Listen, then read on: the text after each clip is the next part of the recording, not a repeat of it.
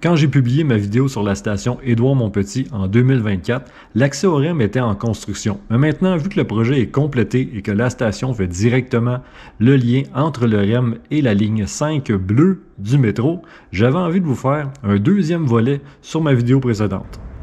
Alors, let's go, station Édouard-Montpetit en portion REM. Bienvenue dans cette nouvelle vidéo. Station Édouard-Montpetit. Les portes s'ouvriront sur le côté droit. La station du REM Édouard-Montpetit a été récemment inaugurée en même temps que les 13 autres stations de l'antenne Deux-Montagnes, soit les 15 et 16 novembre 2025.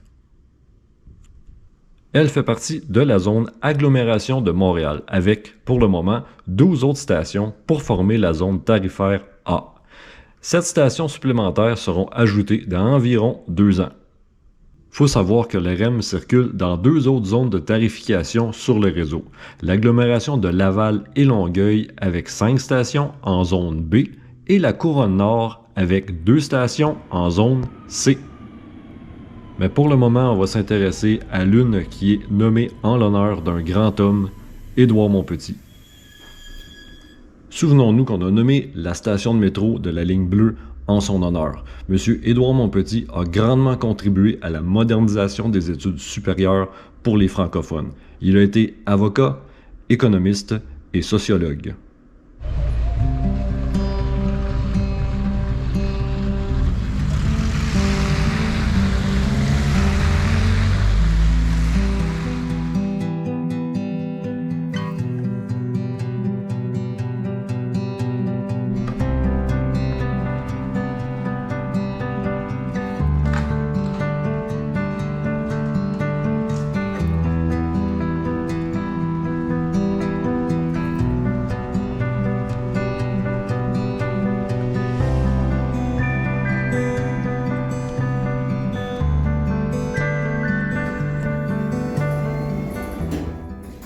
Les quais du métro de la ligne bleue se trouvent à environ 20 mètres sous terre.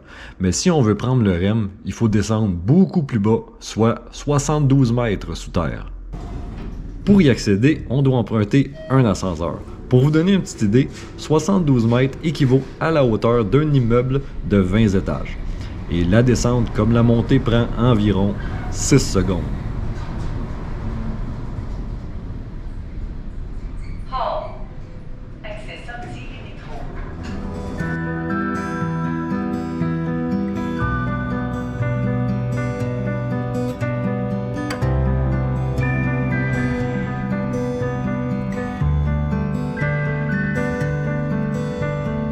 Sur les murs du couloir qui mènent aux 2 quais d'embarquement, on peut admirer 5 grandes fresques de l'artiste montréalais Manuel Mathieu.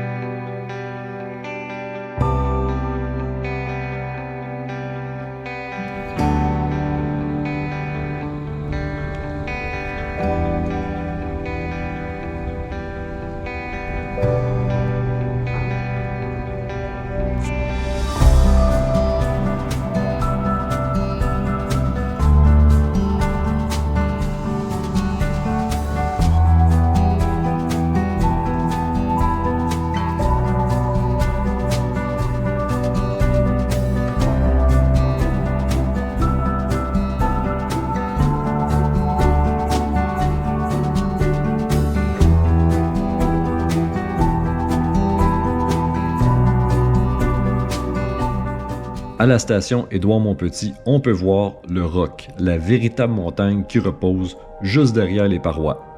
En touchant cette roche, on touche à une partie de l'histoire du Mont-Royal, et aussi l'histoire d'une grande réalisation, le tunnel creusé sous la montagne.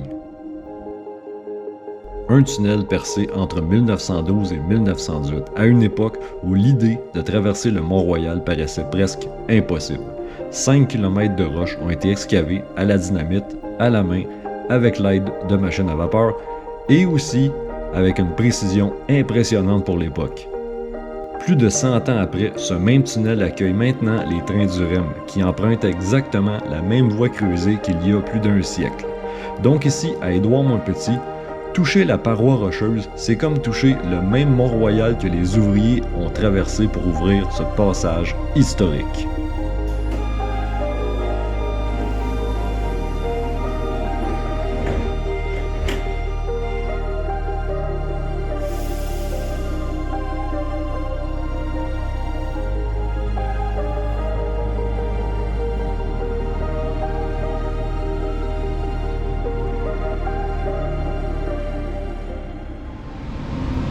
Prochaine station, Deux-Montagnes. Comment ça, Steph, on s'en va à Deux-Montagnes? Ben pour terminer la vidéo, j'avais envie de vous partager une découverte que j'ai faite. Sur la route 344, et plus précisément au parc Bel-Air, on peut voir une locomotive originale 6710. Puis franchement, c'est vraiment cool parce qu'on a là un ancêtre direct du REM. La 6710 est l'un des premiers trains à avoir circulé dans le tunnel du Mont-Royal. Durant 75 ans, la motrice 6710 va transporter les voyageurs, les travailleurs et les vacanciers qui affluent de Montréal vers les plages de Deux-Montagnes. Ouais, vous avez bien entendu, pendant 75 ans. Elles ont été mises en service vers 1919 et retirées en 1995. C'est impressionnant.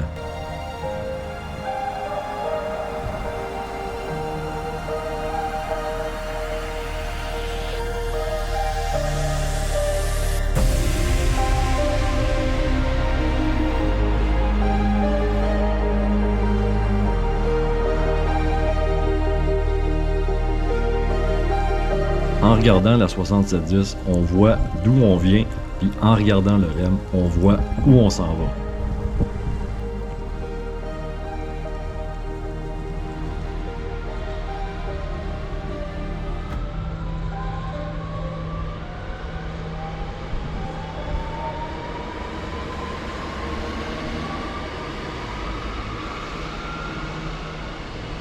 Alors voilà ce qui conclut la vidéo, j'espère que ça vous a plu. Si oui, ben comme d'hab, un petit pouce en l'air, un petit commentaire, abonnez-vous à la chaîne. Puis là-dessus, ben moi je vous dis à la prochaine pour une autre capsule. Salut!